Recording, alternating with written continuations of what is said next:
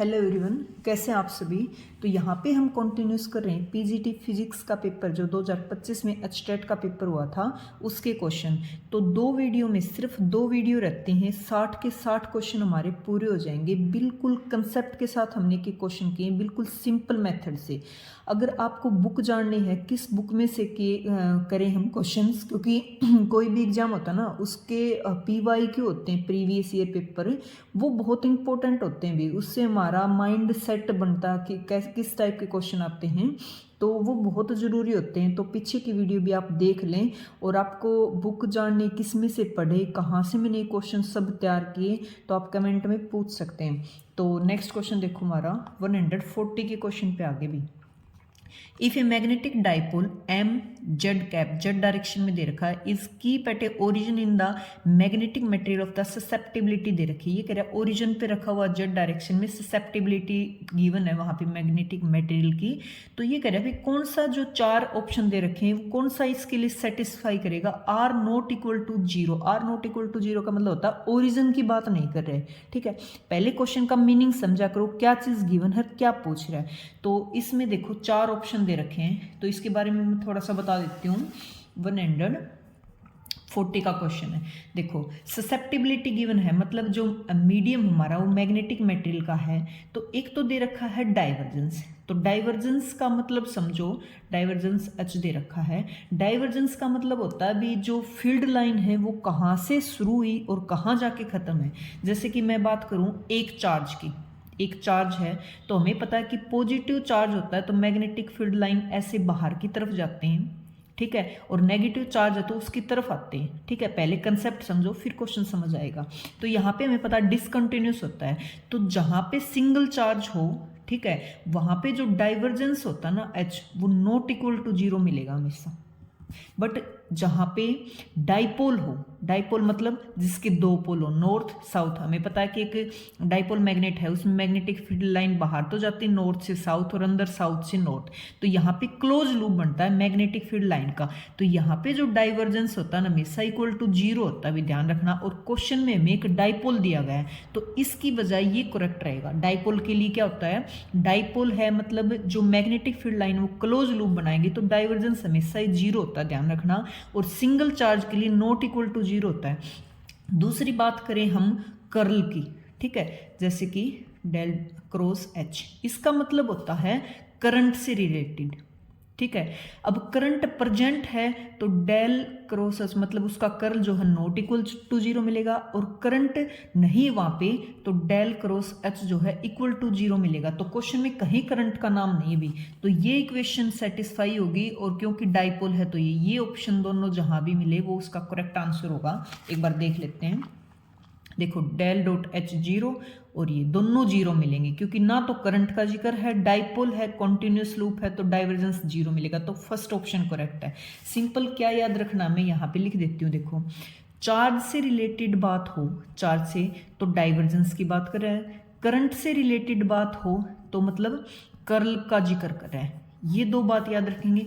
दूसरा, अगर मोनोपोल है, ठीक है, मोनोपोल है तो जो डाइवर्जेंस है वो जीरो होगा, और no free current, no free current तो उसमें कर्ल जो है वो जीरो होगा। बस ये दो बात ये याद रखेंगे, दो ये पूरा पेपर हमारा क्वेश्चन है वो बिल्कुल सिंपल तरीके से सोल्व हो जाएगा। ठीक है, नेक्स्ट क्वेश्चन देखो, a 0.50 micro henry inductor is use at a part of the, ये देखो भाई इंडक्टर की वैल्यू दे रखी है, that the inductor ideal capacitance दे रखा है पिकोफैराड में निकालना कैपेसिटेंस, कैपेसिटर, और same reactance at a frequency दोनों के लिए सेम दे रखी भी, कितनी 90.9 मेगाहर्ट्ज ये दे रखी है इसके फ्रीक्वेंसी। तो ये कैपेसिटर वाले जो यूनिट है ना वहाँ से क्वेश्चन अभी 141 का। देखो सिंपल क्या क्या चीज़ें दे रखी है, एल की वैल्यू दे रखी है, जो चीज़ गिवन है पहले उसको लिखो। माइक्रो हेनरी, माइक्रो की वैल्यू कितनी होती है 10⁻⁻6 हेनरी। ठीक है, फ्रीक्वेंसी दे रखी है 90.9 मेगाहर्ट्ज, दो चीज गिवन है। फिर इसने बोला कि क्या बोला, देखो क्या निकालना, हमें कैपेसिटेंस निकालना है सेम फ्रीक्वेंसी पे। ठीक है, तो फ्रीक्वेंसी का फॉर्मूला बताओ क्या होता है। फ्रीक्वेंसी का फॉर्मूला होता है omega is equal to root L C. Omega की वैल्यू हमें सी निकालना, तो सी में कन्वर्ट करो, दोनों साइड स्क्वेयर करेंगे तो ये बन जाएगा 1 स्क्वेयर करते ही यहाँ पे एल बच गया, इधर ओमेगा स्क्वेयर, या फिर ओमेगा इज इक्वल टू क्या होता है 2 पाई न्यू, तो इसकी वैल्यू रख दो एल 2 पाई न्यू का स्क्वेयर। सिर्फ हमने फ्रीक्वेंसी का फॉर्मूला लगाया भी, ये तो एलसी ऑसिलेटर में उसमें फ्रीक्वेंसी सभी ने जब टॉपिक पढ़ा है तो पढ़ी रखी होगी, डायरेक्ट फॉर्मूला होता है। और इसका अगर सॉल्यूशन चाहिए मतलब प्रूफ चाहिए तो अभी करवाऊंगी मैं, जस्ट एक बार देखो। ओमेगा का फॉर्मूला होता है 1/√LC, सी की वैल्यू हमने निकाल ली, पुट करो इसकी वैल्यू, तो देखो सी इज इक्वल टू क्या आया, एल की वैल्यू ऊपर दे रखी 0.56 और इसकी वैल्यू कितनी होती है 10⁻⁻6 ना, और 2 की जगह 2, पाई की जगह 1, पाई की वैल्यू रख देंगे, और फ्रीक्वेंसी दे रखी है 90.9 ये दे रखी ना, और इसकी जगह 10⁻, कितना हो जाएगा 6, और इसका स्क्वायर। अभी देखो इसको सोल्व करेंगे तो यहाँ पे पावर 6 इधर है, इधर 12 बनेंगे, 6 कट जाएंगे ना, और बाकी को सोल्व करेंगे। कैलकुलेशन तो देखो खुद ही करोगे तो ही बात बनेगी भी, 10⁻−12 फेराड बनेगा, तो सी की वैल्यू यहाँ आएगी 5.5 पिको फेराड में पूछी इसने, आंसर जो है पिको फेराड में निकालना। पिको की वैल्यू कितनी होती है 10⁻−12। सिंपल हमने फ्रीक्वेंसी का फॉर्मूला लगाया है, दो चीज़ गिवन थी, सी की वैल्यू हमने निकाली बस, ठीक है। प्रूफ देखो कैसे, अपने पास हमें पता है कि रिएक्टेंस ऑफ इंडक्टर कितना होता है, एक्स एल की वैल्यू होती है ओमेगा एल, सिंपल है, ठीक है। रिएक्ट और कैपेसिटेंस की वैल्यू एक्स सी कितनी होती है 1/ω_c। इसने बोला कि जो ओमेगा एल है वो ओमेगा सी के इक्वल है, ये बात गिवन है, तो गिवन है तो रख दो omega L is equal to 1/ω_c, तो ओमेगा को उधर ले जाओ, ओमेगा स्क्वायर हो जाएगा, इधर बच जाएगा 1/LC, तो ओमेगा की वैल्यू आ गई 1/√LC। ये ओमेगा की वैल्यू कब है, फ्रीक्वेंसी की वैल्यू, जब दोनों XL is equal to XC हो, रिएक्टेंस जो है इंडक्टर का और कैपेसिटर का बराबर हो, बराबर है तो बराबर रख के और ये फॉर्मूला ड्राइव करो, फिर उसमें पुट कर दो, सिंपल, बस इतना सा क्वेश्चन था। अभी देखो नेक्स्ट क्वेश्चन 142 का क्वेश्चन क्या बोल रहे हैं इसमें, A positonium atom is a system that consists of a positron and an electron in the orbit each other. The wavelength of the spectral line in the positonium are the n time the wavelength of the corresponding line in the hydrogen atom value of, ठीक है, the wavelength. देखो wavelength पूछ रखा है भी कि कितनी जो हाइड्रोजन एटम के कोरस्पॉन्डिंग है इसकी, तो n टाइम्स है, तो n की वैल्यू पूछी हमें। तो देखो क्या चीज़ गिवन है, पहले जो चीज़ गिवन है उसको रखेंगे। इसने किस किस की बात की, देखो दोबारा एक बार, इसने बात की है हाइड्रोजन एटम और पॉजिट्रोनियम एटम, ठीक है। इसमें एक इलेक्ट्रॉन होता है, एक पॉजिट्रॉन होता है। हाइड्रोजन एटम में एक इलेक्ट्रॉन होता है और एक प्रोटॉन होता है न्यूक्लियस के अंदर, ठीक है। देखो कैसे कंसेप्ट के साथ चलेंगे, यहाँ लिख रही हूँ मैं। बात करें हम हाइड्रोजन एटम की, तो हमें पता है उसके अंदर एक तो इलेक्ट्रॉन होता है और एक होता है प्रोटॉन, ठीक है। बात करें हम पॉजिट्रोनियम एटम की, तो इसके अंदर एक इलेक्ट्रॉन होता है, एक पॉजिट्रॉन होता है, ठीक है। यहाँ कंसेप्ट जो लगेगा ना, क्योंकि इसने वेवलेंथ का पूछा है, तो वेवलेंथ होती है वो इनवर्सली प्रोपोर्शनल होती है भी रेड्यूस मास के, DUCD रेड्यूस मास की, बस ये फॉर्मूला लगाना है। वेवलेंथ होती इनवर्सली प्रोपोर्शनल होती है रेड्यूस मास की, जिसका मास ज़्यादा उसकी वेवलेंथ कम, ठीक है, रेड्यूस मास के। तो रेड्यूस मास का formula mu is equal to क्या होता है, m1 m2 divided by m1 plus m2। बस दोनों का ये निकाल लो, किसका, हाइड्रोजन एटम का, पॉजिट्रोनियम एटम का, और यहाँ पुट कर दो बस। तो देखो हम निकालेंगे हाइड्रोजन एटम के लिए, तो हाइड्रोजन एटम के लिए H लिख दूँ मैं। हाइड्रोजन में कौन कौन होते हैं, एक इलेक्ट्रॉन होता है, एक प्रोटॉन होता है। इलेक्ट्रॉन का कम मास होता है, देखो इलेक्ट्रॉन का बहुत कम मास होता है कंपेरिजन टू प्रोटॉन के मास के, तो इसका कैपिटल M ले लो, M प्लस कैपिटल M।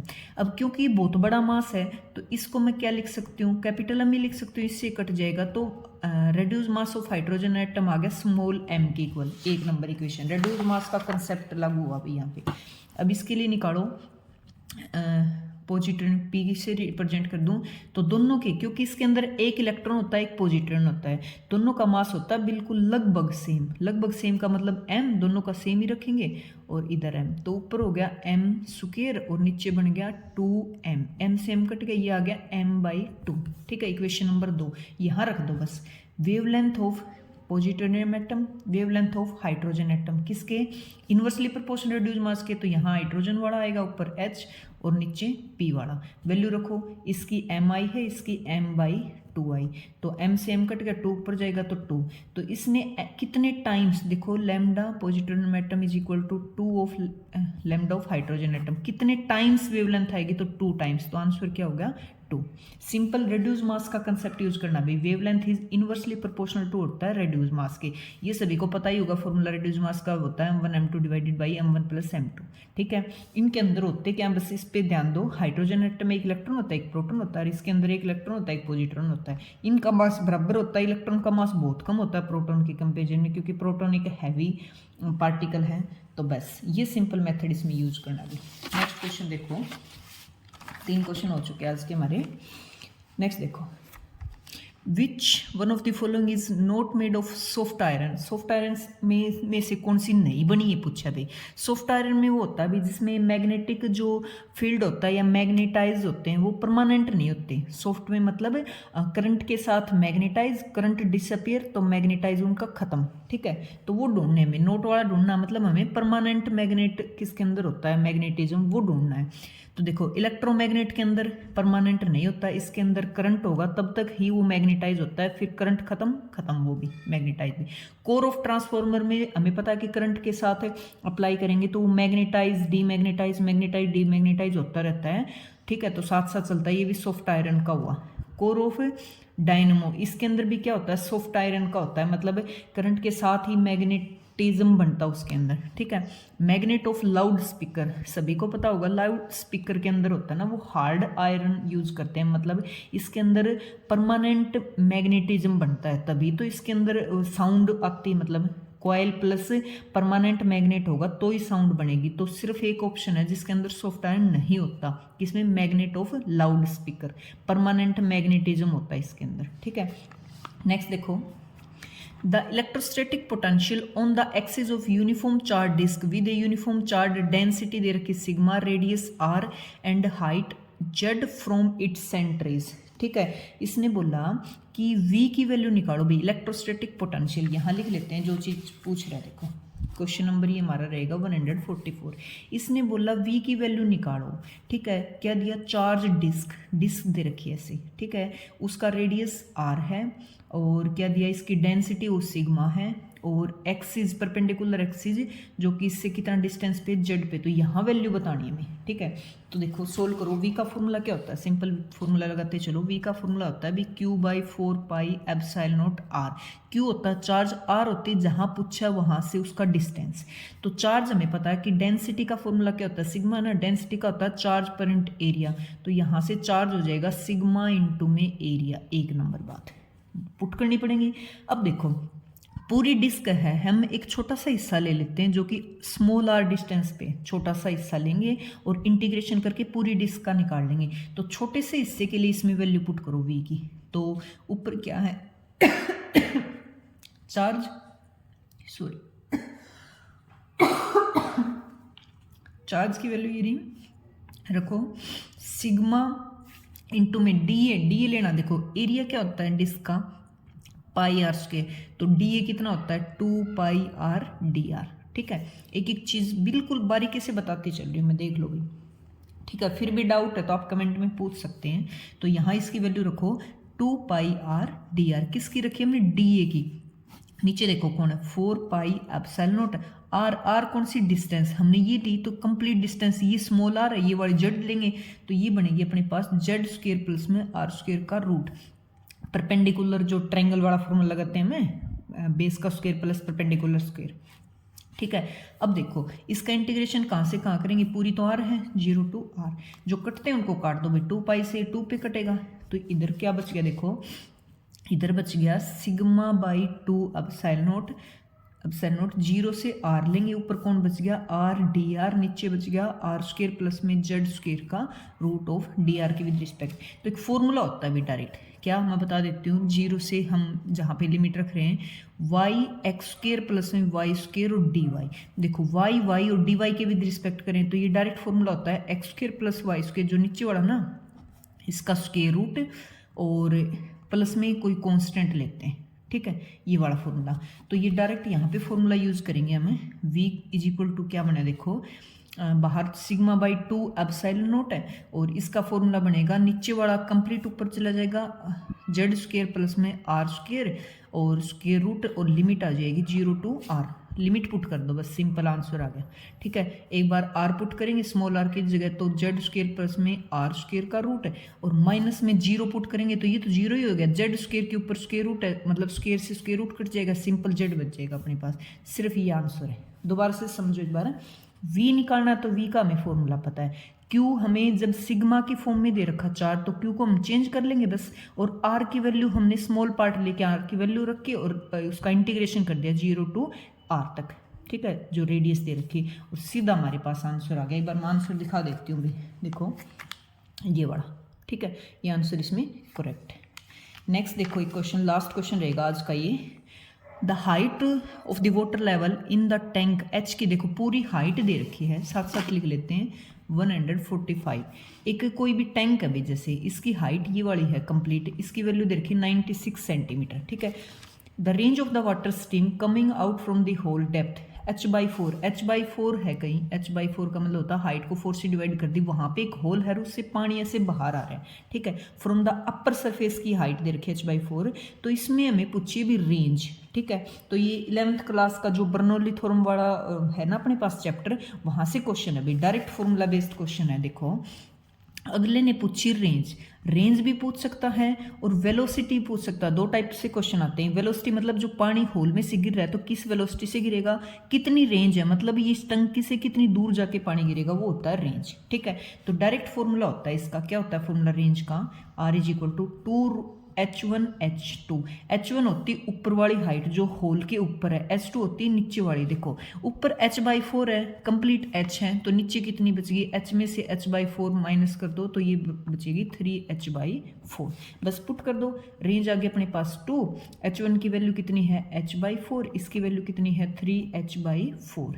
तो ये देखो 2, 4 बाहर जाएगा, 4 बचेगा, स्क्वायर रूट से बाहर जाएगा, और इधर √3 बच गया, h 2 बार है तो 1 h बाहर चला जाएगा, इससे काट दो 2 से, तो रेंज बच गई अपने पास √3। h की वैल्यू कितनी दे रखी 96/2, इससे कटेगा 2 4 जा 8, 2 8 जा 16, तो 48√3 सेंटीमीटर। ये आ गई भी रेंज और ये आंसर। देखो कितना सिंपल क्वेश्चन था, बट सिंपल क्वेश्चन तब था जब हमें ये फॉर्मूला पता था। ठीक है, किस वेलोसिटी से गिर रहा है ये, वो भी फॉर्मूला याद कर लें, तो आज के लिए काफ़ी रहेगा ये।